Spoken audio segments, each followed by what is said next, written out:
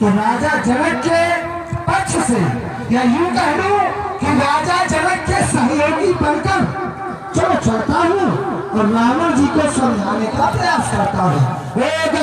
दशानन दशकंठ लंका के वैभवशाली सम्राट श्री रावण जी, जय जय श्री शंकर भगवान। सुदर्शन के प्राण बलिपुत्र जय जय श्री शंकर भगवान की।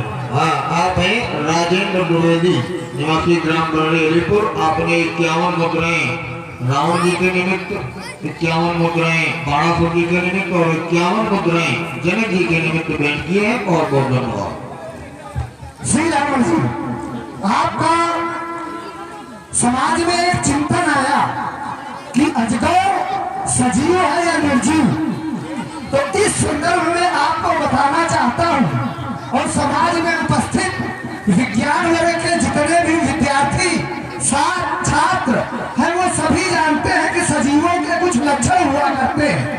सजीवों के कुछ लक्षण हुआ करते हैं, जैसे सजीव प्रायः श्वसन करते हैं।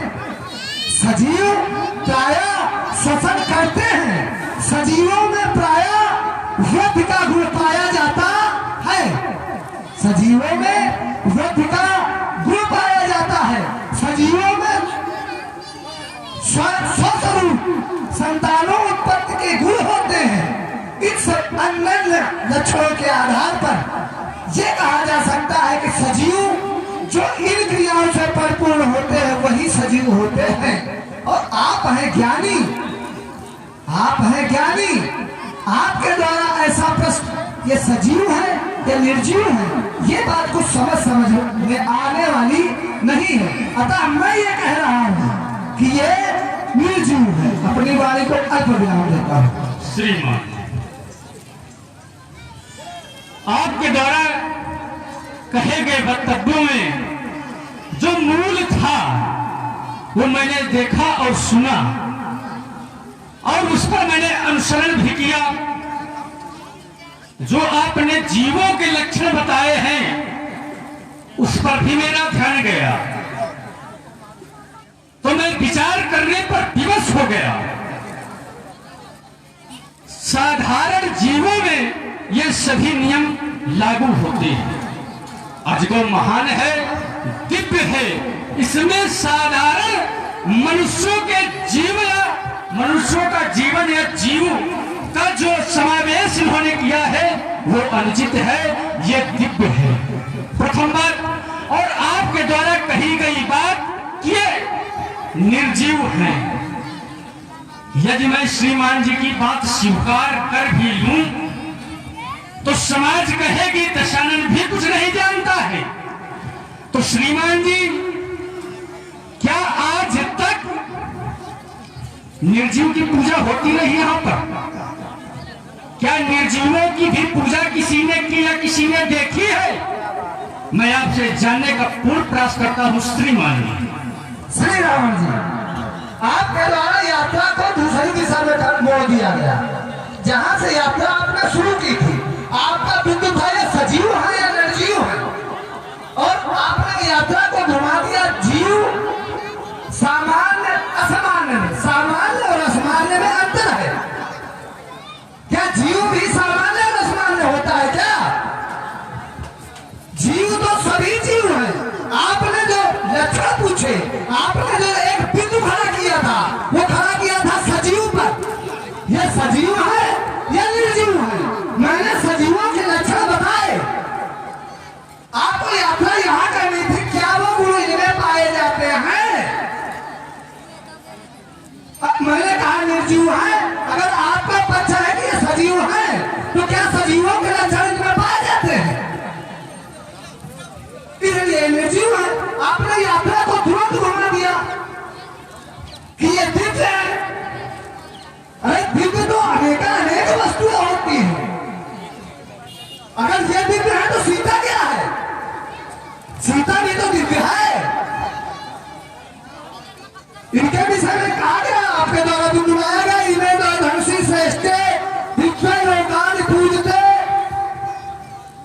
दिव्य है, लेकिन फिर धनुष अगर दिव्य है तो सीता तो भी दिव्य है। और जो तोड़ने वाला होगा, वो भी कैसा होगा? और दिव्य की बात आप कर रहे हैं, आप कह रहे हैं इनको तोड़ा दिया जाए, तो दिव्य क्या कभी नष्ट होते हैं? दिव्य कभी रावण नष्ट नहीं होते। एक और आपके द्वारा बिंदु लाया गया कि अगर ये निर्जीव थे तो इनकी पूजा, इनकी अर्चना व्यर्थ होती रही। सजीव निर्जीव का तालमेल पूजन अर्चन से कैसे अल्पविराम छोड़ना है? श्रीमान, आपके द्वारा मेरे ऊपर आरोप लगाया गया, आरोप है, सीधा सीधा आरोप जोड़ा गया कि क्या ये जीव है? जीव तो कहने सामान्य होता है, और लक्षण जो जीव के आपने बताए थे वो मनुष्यों में बताए थे। लक्षण जो बताए वो मनुष्यों के, मैंने जीव से पूछा था सजीव है या निर्जीव? आपका उत्तर सीधा आना चाहिए, हाँ ये सजीव है या ये निर्जीव है। आपने इधर उधर से जोड़ा और एक आरोप आपने हमारे ऊपर लगा दिया कि आप इसे तुड़ाना चाहते हैं, ऐसा भी आपने कहा, जबकि मैंने ऐसी कोई बात समाज के अंतर्गत नहीं कही थी कि अजगर तोड़ा जाए या ना तोड़ा जाए। हमारी सीधी प्रस्तुति थी अजगर सजीव है या निर्जीव है।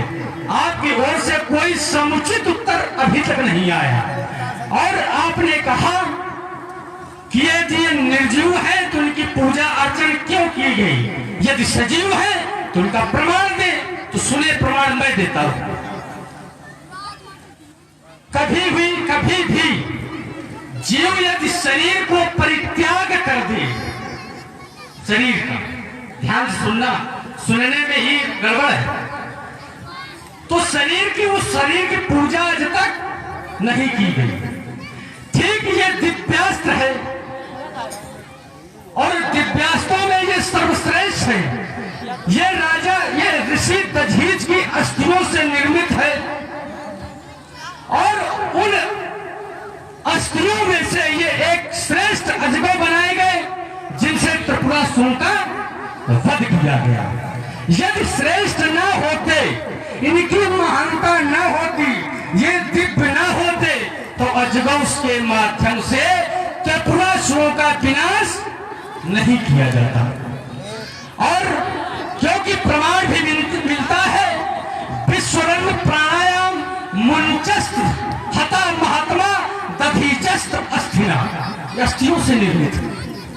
तो श्रीमान जी, कभी भी मूर्तियों की पूजा नहीं होती, सजीव की हमेशा पूजा की जाती है। यदि आप सहमत न हो, जैसे मंदिरों में मूर्तियों की पूजा अनवरत होती है, अब कहते वो तो निर्जीव है, नहीं, उसका भी एक विधान है। जब मंदिरों में मूर्तियां स्थापित की जाती है तो प्राण प्रतिष्ठा भी की जाती है। इसीलिए विशेष ध्यान दें। और श्रीमान जी, आपसे मैं समुचित उत्तर रावण जी, आपने मेरे उत्तर को ध्यान से सुना ही नहीं, केवल अपने मतलब भर का पकड़ा, बाकी क्या नहीं। मैंने कहा सजीवों के ही लक्षण होते हैं, आपने कहा ये सजीव है कि निर्जीव, तो मैंने लक्षण जो बताए हैं सजीवों के ही बताए हैं, और स्पष्ट मेरे द्वारा कहा गया था कि ये निर्जीव है। समाज में जो भी विद्वान बैठे वो सब सुन रहे हैं, स्पष्ट मैंने कहा था कि ये निर्जीव है, और जो लक्षण बताए थे वो सजीवों के ही बताए थे। आप मानो कह रहे हैं, मैं मानो नहीं, मैं जिन भी जिस चीज में जीव है वो सभी वृद्धि करते हैं। पेड़ पौधे मानव है, सजीव है, वृद्धि करते हैं कि नहीं करते? सफल करते हैं या नहीं करते हैं? इनके समान अन्य प्रजातियां उत्पन्न होती है या नहीं होती है? तो श्री राम जी, आप सुन ही नहीं रहे, आरोप मेरे ऊपर लगा रहे। खैर चलिए, आपने एक श्लोक पढ़ा, बहुत अच्छा लगा। आपका कथन कि ये सजीव है, जिसके भी प्राण त्याग दिए जाते हैं उसकी पूजा नहीं होती है। जहां से आपने पढ़ा वहीं से शुरू कर रहा, लेकिन अपने मतलब भरकर आपने पढ़ लिया, उसके नीचे का नहीं पढ़ा। दधीच जी की अस्थियों को लिया गया। दधीच जी ने अस्थियों का दान किया, लेकिन उससे क्या अजगौ बना? अगर वहां अजगौ नाम आया हो तो आप सुना दें, और उसके नीचे का मैं सुना रहा हूं। दधीच की अस्थियों से बना क्या क्या? वज्र, चक्र, अति प्रज्वलित बाणेर चार। धनुष नहीं बना रावण जी। और जहां की बात आप कर रहे हैं त्रिपुराधीशों का विनाश, तो त्रिपुराधीशों के विनाश में इनका निर्माण हुआ है। त्रिपुराधीशों के विनाश में इनका निर्माण नहीं हुआ। वहां पर एक दिव्य धनुष का निर्माण हुआ, वैष्णव बाण का निर्माण हुआ, धनुष का निर्माण हुआ, न कि इनका निर्माण हुआ। इस जगह आपको संशोधन करने की आवश्यकता है। त्रिपुराधीशों के विनाश में इनका निर्माण हुआ ही नहीं, और जहां इनका निर्माण हुआ है वहां पर दधीच जी उपस्थित हैं सभा में। हम मैं प्रमाण दे रहा हूं। तच्छ्रियज्ञ वधे पूर्वम ददौ तेषां महात्मानां। दक्ष के यज्ञ को विध्वंस करने के उपरांत भगवान शंकर ने इनको देवताओं को दे दिया, और इस धनुष को उसके बाद में देवताओं के द्वारा महर्षि जनक के पूर्वज 16 पीढ़ी पूर्व देवराज को दिया गया। इस तरीके इनकी उत्पत्ति है। जहां उत्पत्ति है वहां दधीच जी उपस्थित हैं, और दक्ष दधीच है या नहीं है विद्वान बताएंगे।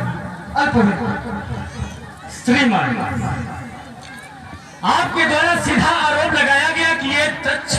आरोप नहीं लगा, नहीं, ये आरोप ही है। श्रीमान जी, आपके द्वारा कहा गया कि ये दधीच की अस्थियों से निर्मित नहीं है, तो मैं आपसे जानने का प्रयास भी करूंगा।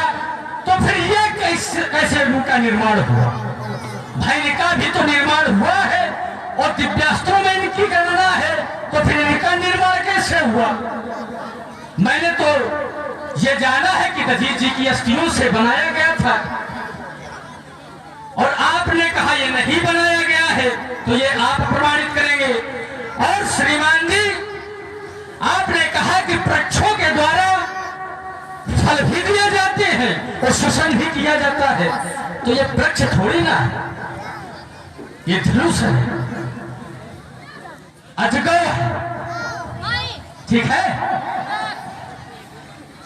तो श्रीमान जी ये शोषण करते। हमारा सीधा प्रश्न था, तो इनकी पूजा क्यों की जा रही है जब ये निर्जीव है? इस पर आपका कोई भी, आपने बिंदु छुआ भी नहीं, अनेक बातें की, लेकिन मैंने जो सीधा पूछा था कि इनका फिर पूजन की व्यर्थ होता रहा निर्जीव का, कहीं श्रीमान जी? श्री अमर जी, पूजन सजीव या निर्जीव के कारण होता है। इनका अगर पूजन हो रहा है या होता रहा है तो इनकी दिव्यता के कारण होता रहा है। ये चूंकि भगवान शंकर के आयुध, भगवान शंकर के हाथों के द्वारा दिए गए त्याग है, जो कुछ भी है दिव्य है, इसलिए राजा जनक के पूर्वजों से लेकर के 16 पीढ़ियों से अभी तक राजा जनक तक इनका यथोचित पूजन बंदन अर्चन किया जा रहा है। लेकिन उससे आप कह दीजिए सजीव या निर्जीव सिद्ध हो जाए, तो आप सजीव सिद्ध कर दीजिए। मैं तो हाथ उठा के कह रहा हूं ये निर्जीव है, आप सजीव सिद्ध कर दीजिए। कोई एक प्रमाण दे दीजिए कि ये सजीव है। मैं तो कह ही रहा हूं ये सजीव है। मैं तो ये आपसे जानना चाहता हूँ, यदि निर्जीव है तो पूजा अर्चन क्यों होती है इनकी? सजीव व्यक्ति सुनिए थोड़ी बात, व्यक्ति जब जो है मूर्तियों की पूजा करता है, वंदना करता, तो फल उनसे प्राप्त करता है, प्रत्यक्ष में प्राप्त कर। जैसे मैंने पूजा की, गयो निकट तब देख विधाता, मैंने मूर्ति की पूजा की और मुझे भगवान प्राप्त हुए। तो व्यक्ति मूर्ति की पूजा करता तो उसके ऊपर उपलक्ष्य में कुछ न कुछ प्राप्त करता है। जनक सुकृत मूर्ति वैदेही, जनक के सुकर्मों की मूर्ति आज मिथिला में है सीता, तो प्राप्त किया गया, कर्म किया गया, पूजा की गई, और पूजा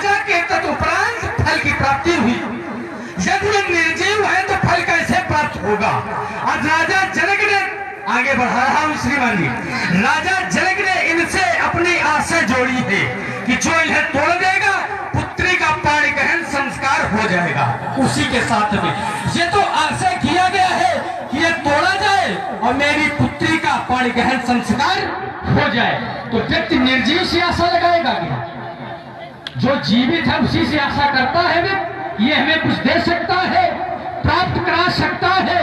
बाप पहले ही निर्जीव है, इसमें संशोधन की करिए श्रीमान जी। श्री राम जी इनसे इसलिए आशा नहीं है कि सजीव है। अब यात्रा जहाँ बढ़ा रहे वही चलिए। चलो इनसे इसलिए आशा नहीं कि ये सजीव है। राजा जनक से इनसे कहा कि हमारी पूरी कर दो, पुत्री के लिए वर खोज दो। सीता ने इन्हें उठाया। ये है दिव्य, मैंने अपनी वार्ता में पहले ही कहा, इन्हें जो धर्षी श्रेष्ठ दिव्य लोका विपूजते धनी बलवती मुख्य सुखदी विश्वकर्मा, विश्वकर्मा के द्वारा रचित ये दिव्य है और सीता अलौकिक दिव्य कन्या है। सीता के द्वारा इनको उठाया गया। यह दृश्य जब राजा जनक की रानी सुनैना ने देखा तो उन्होंने राजा जनक से अवगत कराया। राजा जनक ने तुरंत पढ़ लिया कि जो इसे उठाएगा वही मेरी पुत्री का वर होगा। इसलिए यह स्वयंवर हो रहा है, ना कि इनसे राजा जनक के द्वारा कहा गया कि आप हमारे प्रण को पूर्ण कर दीजिए। और अगर कहीं कहा गया हो तो आप बता दीजिए। मेरी जानकारी में तो ऐसा कुछ भी नहीं है। श्रीमान आपके द्वारा कहा गया कि सीता ने इसे उठा लिया। श्रीमान जी यदि मैं कह दूं कि ऐसा कुछ शास्त्रों में लिखा ही नहीं है, इसे सीता ने उठाया, इसे सीता ने उठाया, ऐसा कहीं कोई प्रमाण मिलता ही नहीं है किसे सीता ने उठाया। तो फिर राजा जनक के द्वारा मिथ्या भाषण किया जा रहा, समझा जाओ। राजा जनक झूठा है और सहयोगी महा झूठा खड़ा है। झूठी साची समाज को बता रहा है। अरे जो सत्य है उसे क्यों नकारते हो? नकारो मत, जो सत्य है स्वीकार करो। मैंने तो आज तक जाना ही नहीं सीता ने से उठाया है, लेकिन आपने बताया राजा जनक के सहयोगी आप हैं, तो राजा जनक झूठा सहयोगी महा झूठा। कि राजा जनक ने इनसे कभी प्रार्थना की ही नहीं और 16 पीढ़ियों से पूजा के व्यर्थ में करते रहे। व्यक्ति पूजा करता है तो कुछ मांगता है कि बिना मांगे पूजा करता है। यदि ये आसान नहीं थी तो प्रण क्यों किया गया? चलिए, यदि इनसे कोई आशा नहीं थी तो प्रण फिर क्यों इनके ऊपर किया गया? राजा जनक अपने ऊपर खड़ा करता, मैं जानता हूं वीर है, कह देता कि जो मेरा हाथ या सर काट देगा मैं उसके साथ अपनी पुत्री का पाणी ग्रहण संस्कार कर दूंगा। ऐसा प्रण करता यदि इसे कुछ आशा न रखता हो। श्रीमान जी कहे, श्री राम जी आपके द्वारा एक वक्तव्य आया कि राजा जनक के द्वारा इनका पूजन अर्चन व्यर्थ किया जाता रहा। 2-3 बार आप ये बात कह चुके हैं, तो सुनिए। नहीं, एक क्षण चाहता हूं मैं, नहीं आप ये कहते हैं कि क्या राजा जनक इनसे कभी कुछ मांगा? तो मैंने बता दिया कि यदि मांगा नहीं तो फिर पूजा अर्चन व्यर्थ करते रहे। पूजन अर्चन मांगने के लिए ही नहीं किया जाता रावण जी। अच्छा, तीनों भाई परम सो बरन न जाई, देव निकटतम देख विधाता, मानव बल। क्या क्या मांगा सब लोगों ने? सब कुछ मांगने के लिए ही तो पूजा की। प्रश्न तो यही फंसा कि मांगने के लिए ही तो पूजा की। राजा जनक ने इनसे क्या मांगा? राजा मैंने जो देखो इनसे भी आशा लगाई कि कोई आशा नहीं लगाई। सुनिए इनसे कोई आशा नहीं, मैं बता रहा हूँ, सुनिए। कभी एक क्षण दीजिए, अभी प्रमाणित हो जाएगा। एक क्षण दीजिए, अभी प्रमाणित हो जाएगा। एक क्षण, मात्र एक क्षण दीजिए, एक क्षण दीजिए। ठीक है, आपने कहा राजा जनक इनसे कोई आशा नहीं लगा रहे, तो प्रण इन पर समाप्त कर दिया जाए, प्रण इनके ऊपर से हटा दिया जाए, कि अजगौ नहीं तोड़ा जाएगा। मैं स्वीकार कर बहुत सही, लूंगा बहुत कि सही। राजा जनक इसे बहुत कुछ आशा सही। नहीं रखता है। मैं हाथ उठा के स्वीकार कर लूंगा। पर देखिए आप अपने पीछे देखो देखिए ना देखिए, ये बात की बात है। देखिए एक मिनट, हाँ। जहाँ से आपने वार्ता शुरू की थी हाँ। वहीं से आ जाइए। आपने कहा राजा देखो। जनक ने इनका एक आगे चलने वाले सभी बहुत कम मिलेंगे, तुम्हारे जैसे पीछे ही चलते रहेंगे। अरे आगे चलो, पीछे में आगे ही चल रहा हूँ। आगे चलिए। पीछे की वार्ता को आप छोड़ क्यों रहे हैं? अरे पीछे तो कुछ मिला नहीं मुझे, इसलिए छोड़ दिया। कोई आशा इनसे नहीं राजा जनक का। तो फिर समाप्त करा दीजिए। मैं हाथ उठा के बड़ी हार स्वीकार कर ऐसा इनका लूंगा। लेना देना। मैं हाथ उठा कर दोनों देना क्या? अपनी बात ऐसे समाप्त कर दूंगा, दोनों हाथ उठा लूंगा। मैं स्वीकार कर लूंगा, मैं हार गया। आपकी शुरू हुई थी पूजन से। अरे पूजन की बात छोड़ो, पूजन किया गया तभी तो मांगा गया। पूजन से और पैसे लेना देना क्या? मैं ये कह रहा हूँ। अब्बर से इनके कोई मतलब नहीं है। अब्बर से इनका कोई मतलब ही नहीं है। वो कल राजा जनक जाने, हम कल खाली। अधीन विवाह अरे है। हम आए थे क्या विवाह चाप अधीना? अच्छा, हेलो, दोनों विद्वान कलाकारों से हमारा निवेदन है और समाज का भी, समाज की ये जिज्ञासा है कि जो वीर रस का प्रदर्शन हो तो ज्यादा अच्छा रहेगा, ऐसा सब लोग चाहते हैं। तो सही रहो जी। अगर ऐसे नहीं मानोगे हाँ। तो मना तो अच्छा कार्य किसमें करना है, तो हमारी इसी के मध्य दूसरी घोषणा, आज नहीं धनुष का खंडन होगा और शंकर का होगा रौद्र रूप, और चंडी का नर्तन होगा। कान खोल के श्लोक घोषणा, आज नहीं धनुष का खंडन धनुष खंडन होगा। यदि होगा नहीं धनुष खंडन, यदि होगा नहीं धनुष खंडन तो पांव का दर्शन होगा। अब आज धनुष खंडन होगा, अब आज धनुष खंडन होगा, अब आज धनुष खंडन। अजगो काठी नहीं किसी की, अजगो पुष्प बनती है। कहाँ छिपा वो नन्नाहर जिसके कर से कर्षण होगा। बोलो बाण पदो विधान, अन्यथा बाण वर्षण होगा। और नहीं धनुष का कर्षण होगा। अब आज धनुष खंडन होगा। जब जनक राज के प्रजा से पार कर रहा है मंडन, तो धनकर्षण वाले करने वाले का युवराज करेगा अभिनंदन। आरती करेंगे सिरध्वज, ये सभा करेगी पदबंधन। हर्षित होंगे सभी यहाँ, रुक जाएगा करुणा खंडन। फिर पावों का वर्षण होगा। अब आज धनुष तोड़ा जाएगा, आज धनुष खंडन होगा। सागर टेंट हाउस की ओर से 11 मुद्राएं भेंटी हैं रावण जी और बाणासुर जी के निमित्त, और बहुत धन्यवाद। और इसी श्रृंखला में राम द्विवेदी पैणी अलीपुर आपकी ओर से भी 11 मुद्राएं भेंटी, और बहुत द्विवेदी जी को धन्यवाद। अरे इस काल में के कीर्तन में दिक्तिकांत खसल होगा। तब वीर बलि बलि लंदन तब लंकेश निकर्षण होगा। बाणेश्वर तुम स्वयं दूर जाओगे जब लंकेश स्वयं गर्जना होगी। उस निर्णहर का आज यहाँ मर्दन होगा। इस काल ब्याल के नर्तन में आज नहीं धनुष को कठोर कारों से लौटा पति और बलदेव सारा पहचानूंगा। ए बलदेव कहीं जाना मुझको, तेरा संसार बुझाऊंगा। ये अजगर खाती नहीं किसी की, अजगर विश्व बोलती है। धनखंडन होगा यही आज, ये भी अपनी ठगुरती है इसी समाज में निर्नाहल, जिसके कर से कर्षण होगा। आज धनुष तोड़ा जाएगा, आज धनुष खंडन होगा। हाँ, छोटे कश्यप की ओर से भी 20 मुद्राएं भेंटी, बहुत बहुत धन्यवाद। यदि आज सामने से खंडहर के अजगो का कर्तन होगा तो जगत है कि चंद्रहास मंगलों का वर्षण होगा। वाणों द्वारा निकल आकर अमर में लग जाएगी। विराट मैथिली अधिवेशन में महाप्रलय मच जाएगी।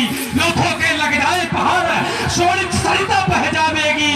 यदि आज सामने दस्कंधर के अजगो का कर्षण होगा, यदि आज सामने दस्कंधर के अजगो का कर्षण होगा। तो साहबों की कहा बबूती है, बिल्कुल में पूजा वर्षों से इससे उनकी खबर होती है। इसी समाज में नाना और जिसके कम से कम होगा, आज धनुष तोड़ा जाएगा, आज धनुष खंडन होगा। अरे पैरी के बंद बिखर जाते रणबाणों की बौछार देख, पाषाण पिघल कर गिरता है क्रोधानल के अंगार देख। मेरी इन आंखों से ज्वाला की लपटें निकला करती है। करती है। रंग प्रांगण में प्रय देख प्रलय काल के मेघ गरजने लगते हैं। जलते अंगारों को निहार अधिरथ पर अंगार बरसने लगते हैं। पैरी के बंद बिखर जाते रणपाणों की बौछार देख। मुझे समझे चिलम महाजी भागने लगेगी छोटे और पतले भूतों और प्रेतों की जमातें फैलाएंगी। डाकरी सागिनी प्रसादनी और संगुराय संतरानी पर फैल जाएंगी। भागे कबलाल कहाँ तक बताऊं ये सुनते कौन नार कहाँ गिरावेंगी। लंकेश करेगा बुरा हाल इस दानवेंद्र अभिमानी का। संसार आज फिर देखेगा। देखो इधर ये जौहर चोर जवानी का। अगर अकेले डर लगता हो पूरा समय है। अगर अकेले डर लगता हो सुतल सूचना पहुंचा दो। बुलवा लो अंग रक्षकों को दैत्यों की सेना सजवा लो। फिर मत कहना खबर नहीं थी लंका पर तो सवर नहीं थी। हाय हाय कुछ कर ना पाया लंका के विज्ञानी का। लंके साथ फिर करेगा देखेगा जौहर चोर जवान। खत्म करो यार फिर देखो जोर जवानी का। लाल लाले लंका बादी ये करेगा काम नादानी का। ये खुला हुआ खत्म करो यार फिर देखो जोर जवानी का। अगर अकेले डर लगता हो लंका का तुम खार भिजा दो। कुंभकर्ण को तुम जगा लो। सुतमेघनाथ को तुम बुलवा लो। अस्त्र को तुम छड़ी सजा लो। ये फिर वह कहना खबर नहीं थी उस पर लगने को शरण नहीं थी। लोग मरेगी ये मां तो कह कसी। हाय हाय बस कहे बेबसी कर न सका तो तेरा बेटा इस पर अंदर बलशाली का। मरोगे मेरे हाथों से। तुम्हें काहे चिंता है। 20 मुद्राएं विकास दुबे प्रधानमंत्री प्रत्याशी आपकी ओर से भेज हुई है। सुंदर सम्मान से प्रभावित होकर बहुत बहुत धन्यवाद दुबे जी को। भाई जी अरे मेरा बेग रोक न पावे ये गिर तूफान बवंडर। मेरी प्यास बुझा न पावे जग के सात समुंदर। मेरे चलने से चलती है ये जग की उनचास हवाएं। मेरे हिलने से हिलती है जग की उनचास हवाएं। मेरे पग की ठोकर खाकर भूखी छाती तहराती।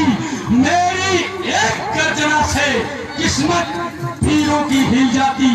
इन श्वासों में विध्वंस विश्व का पग में गद तूफानी इन शस्त्रों से खेला करती। आजाद राष्ट्र की रानी आजाद राष्ट्र की रानी।